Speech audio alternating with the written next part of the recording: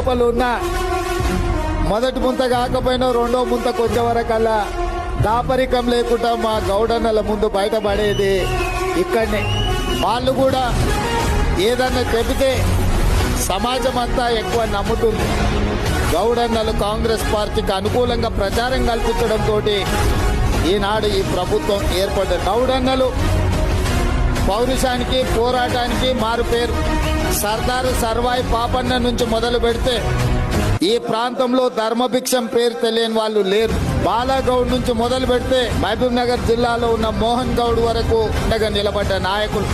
రంగారెడ్డి జిల్లాలో అంతర్జాతీయ ఎయిర్పోర్ట్ వచ్చిన, ఔటర్ రింగ్ రోడ్డు ఏర్పాటైన, ఐటీ పరిశ్రమలు ఇతర పరిశ్రమలు రావడానికి కారణమైన ప్రాణహిత చేవెళ్ల ప్రాజెక్టుకు పునాదులు పడ్డ పెద్దలు దేవేందర్ గౌడ్ గారిని కూడా మనం గుర్తు చేసుకోవాల్సిన అవసరం ఉన్నది.